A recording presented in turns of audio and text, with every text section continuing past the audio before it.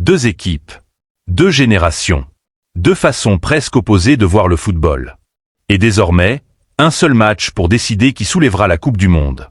D'un côté, l'Espagne de Lamine Yamal, jeune, ambitieuse, brillante collectivement et portée par une génération qui semble ne connaître ni la peur ni le doute. De l'autre, l'Argentine de Lionel Messi, championne du monde en titre, expérimentée, résistante et toujours guidée par un homme qui, à 39 ans, continue de repousser les limites de ce que l'on pensait possible. Le 19 juillet prochain, dans le New York New Jersey Stadium, l'Espagne et l'Argentine vont se retrouver pour une finale que le monde entier attend déjà. Une finale qui dépasse largement le simple cadre d'un match de football. Parce qu'au centre de cette affiche se trouve une image presque irréelle, Lamine Yamal face à Lionel Messi. Le garçon qui a grandi en regardant les exploits de Messi va désormais devoir l'affronter dans le match le plus important de sa jeune carrière. Et après la qualification espagnole, Lamine Yamal aurait confié des paroles extrêmement fortes sur ce duel, sur son admiration pour Messi et sur la manière dont il compte entrer sur le terrain face à celui qu'il considère comme une référence absolue. Nous reviendrons sur cette réaction à la fin de la vidéo. Et vous allez comprendre pourquoi, malgré tout le respect qu'il porte à Messi, Yamal n'a absolument pas l'intention de se présenter dans cette finale comme un simple admirateur. Mais avant cela, il faut comprendre comment l'Espagne et l'Argentine sont arrivés jusqu'ici. Car les deux demi-finales ont raconté deux histoires très différentes. Avant de continuer, dites-nous dans les commentaires quelle équipe remportera cette finale. L'Espagne de Lamine Yamal ou l'Argentine de Lionel Messi. Et si vous aimez les grandes histoires du football, abonnez-vous à la chaîne et activez la cloche pour ne rien manquer de cette fin de Coupe du Monde. L'Espagne s'est qualifiée en battant la France 2-0. Un résultat clair, mais surtout une performance qui a envoyé un message à tous ceux qui pensaient encore que cette équipe espagnole manquait d'expérience pour aller au bout. Face aux Français, l'Espagne n'a pas seulement cherché à conserver le ballon pour faire tourner le chronomètre. Elle a utilisé la possession comme une arme. Chaque passe semblait avoir un objectif précis. Attirer le bloc français, déplacer les milieux, libérer les couloirs et créer une ouverture au moment exact où la défense adverse commençait à perdre sa structure. C'est ce qui impressionne le plus dans cette sélection. Elle ne possède peut-être pas l'expérience internationale de l'Argentine, mais elle affiche une maturité collective remarquable. Les joueurs espagnols ne paniquent pas lorsqu'ils sont pressés. Ils continuent à jouer, à proposer des solutions courtes et à construire leurs actions depuis l'arrière. La France avait pourtant les qualités nécessaires pour punir l'Espagne. Avec sa vitesse, sa puissance et sa capacité à se projeter rapidement, elle pouvait transformer la moindre perte de balle espagnole en situation dangereuse. Mais le problème français a été l'irrégularité. Les Français ont eu quelques séquences intéressantes. Ils ont parfois réussi à accélérer, à sortir du pressing et à porter le danger dans la moitié de terrain adverse.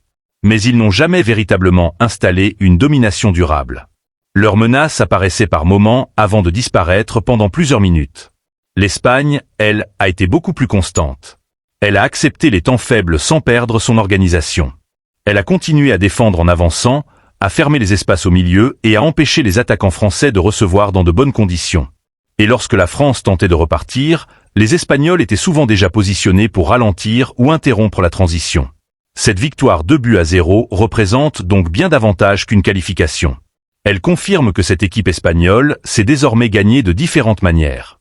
Elle peut dominer avec le ballon, accélérer dans les petits espaces, défendre collectivement et rester lucide lorsque la pression augmente. Lamine Yamal symbolise parfaitement cette nouvelle Espagne. Il est jeune, mais son football ne paraît pas immature. Il ose provoquer, tenter le dribble et prendre des responsabilités. Pourtant, il ne joue pas comme s'il devait tout accomplir seul. Il sait aussi combiner, fixer un défenseur pour libérer un partenaire et participer à la construction collective. C'est probablement là que se trouve la grande force de l'Espagne avant cette finale. Elle possède des individualités capables de faire basculer un match, mais son fonctionnement ne dépend pas entièrement d'un seul homme. Même si tous les regards seront braqués sur Lamine Yamal, l'Espagne ne se résume pas à lui. Elle avance comme un bloc. Chaque joueur semble connaître son rôle et comprendre le mouvement du partenaire avant même de recevoir le ballon. Face à la France, cette intelligence collective a fait la différence. L'Espagne a remporté les duels tactiques, contrôlé le rythme et obligé son adversaire à courir après le ballon pendant de longues périodes. Elle n'a pas toujours été spectaculaire, mais elle a été cohérente, patiente et dangereuse. Et dans une demi-finale de Coupe du Monde, cette maîtrise mentale est souvent plus importante que le spectacle. 24 heures plus tard, l'Argentine a dû emprunter un chemin différent pour rejoindre la finale. Face à l'Angleterre, elle s'est imposée 2-1 dans une rencontre beaucoup plus tendue, plus physique et probablement plus éprouvante émotionnellement. L'Angleterre possédait les armes pour gêner profondément l'Albicéleste. Elle pouvait fermer les espaces, imposer des duels dans l'entrejeu et utiliser sa puissance pour empêcher les Argentins de développer leur football. Mais l'Argentine possède une qualité devenue presque indissociable de son identité. Elle sait survivre. Cette équipe peut souffrir sans se désorganiser complètement. Elle peut traverser une période difficile, perdre le contrôle du ballon et donner l'impression d'être en danger, tout en restant mentalement présente dans le match. Elle n'a pas besoin de dominer chaque minute pour croire à la victoire. Elle attend son moment. Elle analyse la situation, ralentit parfois volontairement le rythme, puis accélère lorsque l'adversaire laisse apparaître une faiblesse. C'est cette expérience qui lui a permis de sortir d'un duel extrêmement compliqué face aux Anglais. L'Argentine connaît la pression des rencontres à élimination directe. Une grande partie de son groupe a déjà vécu des prolongations, des séances de tir au but, des finales et des moments où une seule action peut changer le destin de tout un pays. Cette expérience ne garantit pas la victoire, mais elle permet de mieux gérer la peur. Et lorsque le match devient irrespirable, lorsque les jambes commencent à devenir lourdes et que chaque erreur paraît immense, l'Argentine continue généralement à croire en son plan.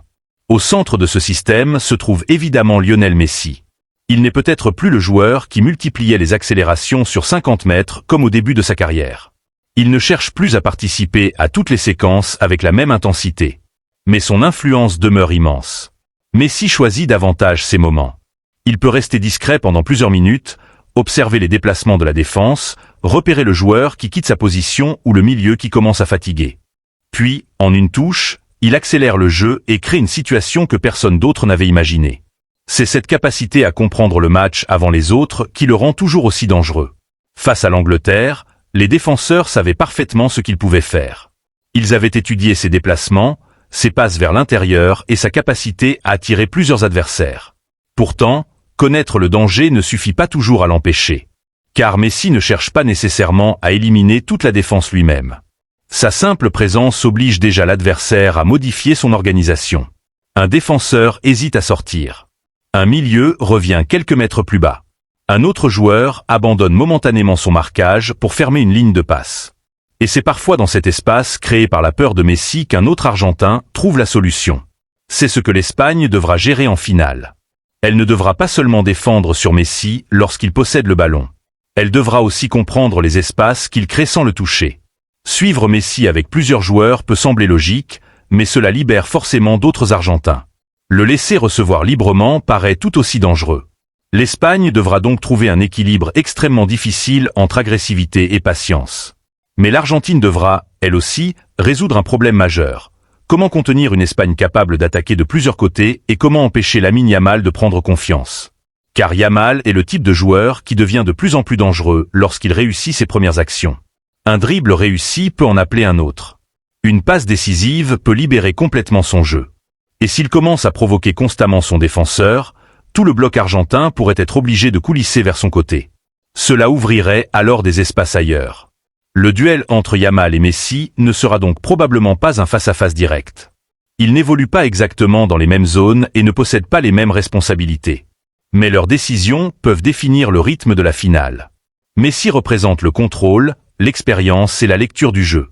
Yamal représente l'insouciance, la vitesse et l'envie de renverser l'ordre établi. L'un a déjà tout gagné. L'autre commence à peine à écrire son histoire. L'un porte sur ses épaules les souvenirs d'une carrière qui a marqué plusieurs générations. L'autre porte les attentes d'un pays qui voit en lui le visage de son avenir. Et pourtant, lorsque le coup d'envoi sera donné, les récompenses, les records et les comparaisons ne compteront plus. Il ne restera que 22 joueurs, un ballon et 90 minutes, peut-être davantage, pour décider du champion du monde. Cette finale pourrait également peser lourd dans les discussions autour du Ballon d'Or 2026. Il serait exagéré de dire qu'un seul match décidera automatiquement du vainqueur. Une saison ne peut pas être résumée à une soirée, même lorsqu'il s'agit d'une finale de Coupe du Monde. Mais personne ne peut nier l'influence émotionnelle d'un tel rendez-vous. Si Messi mène l'Argentine vers un nouveau titre mondial, à 39 ans, l'image serait historique. Remporter 2 Coupes du Monde consécutives à ce stade de sa carrière renforcerait encore davantage une légende déjà immense. Si Lamine Yamal guide l'Espagne vers le trophée en dominant cette finale, il franchirait une étape gigantesque. Il ne serait plus seulement présenté comme le jeune phénomène du football espagnol. Il deviendrait le leader d'une équipe championne du monde. Mais attention à ne pas transformer cette rencontre en duel individuel artificiel. L'Espagne ne gagnera pas uniquement grâce à Yamal. L'Argentine ne gagnera pas uniquement grâce à Messi. Les deux équipes auront besoin de leur milieu, de leurs défenseurs, de leurs gardiens et des joueurs capables d'accepter les tâches moins visibles.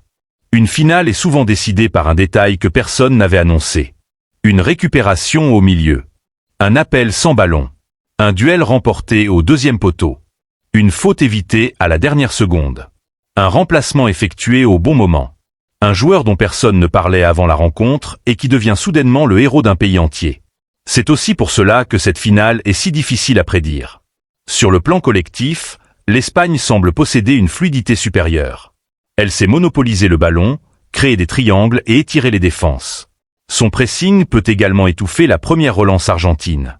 Mais l'Argentine possède quelque chose que l'on ne mesure pas avec les statistiques. La conviction profonde qu'elle peut trouver une solution dans n'importe quelle situation. Elle sait ralentir un match devenu trop rapide. Elle sait casser le rythme lorsqu'un adversaire prend confiance. Elle sait rendre une rencontre inconfortable, physique et émotionnelle. Et plus la finale restera serrée, plus son expérience pourrait devenir importante.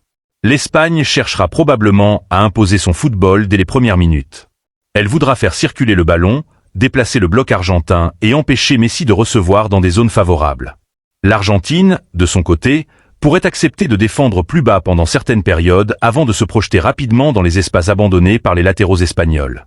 Le premier but sera capital. Si l'Espagne marque en premier, elle pourra contrôler davantage le tempo et forcer l'Argentine à sortir. Des espaces apparaîtront alors pour ses joueurs offensifs.